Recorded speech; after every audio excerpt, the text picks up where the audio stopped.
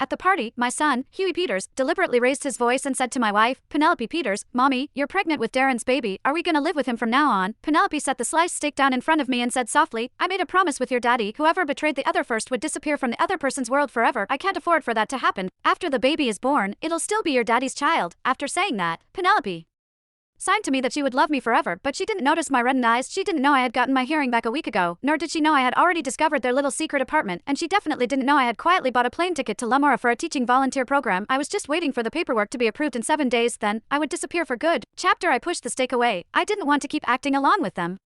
When I stood up, my wife, Penelope Peters, hurried to her feet too and signed to ask what was wrong. I shook my head and said quietly, it's late, I'm going back to rest. Penelope tried to leave with me, but several of her close friends stopped her together. Milton's health isn't great, he needs more rest. Why are you in such a rush to leave? Exactly, Darren will be here any minute. You haven't seen him all day, don't you miss him at all? My son, Huey Peters, tugged on Penelope's sleeve. Mommy, I Miss Darren, can we not go home with Daddy? Panic flashed across Penelope's face. Seeing that I showed no reaction, she frowned and said, don't mention Darren's name in front of your dad. Why are you so worried? Daddy's deaf, he can't hear. Huey said. After hearing that, I pressed Penelope back into her chair. I can go back by myself, you all stay. As soon as I finished speaking, I turned and left. I didn't even give her a chance to stop me.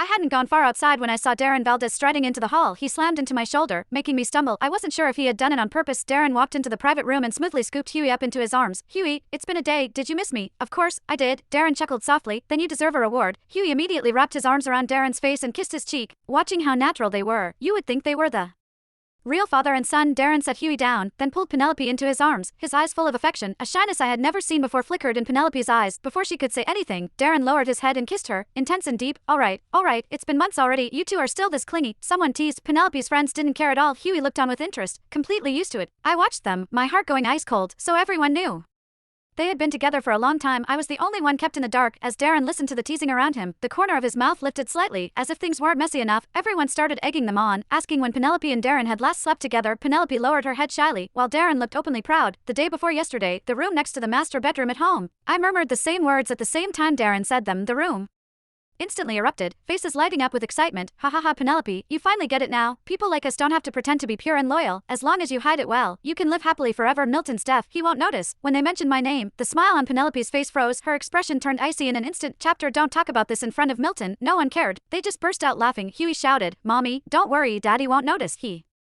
can't hear. The laughter inside kept going, while I stood frozen outside, unable to move. Right then, a server tapped me on the shoulder from behind. Sir, anything I can help you with? The moment he spoke, the noise inside the private room stopped dead, and everyone turned to look at me. Penelope's face went pale with panic. She quickly pulled her hand away from Darren's waist, her eyes darting around. She signed to ask why I had come back and explained that Darren was just a close friend, but she didn't notice that her lipstick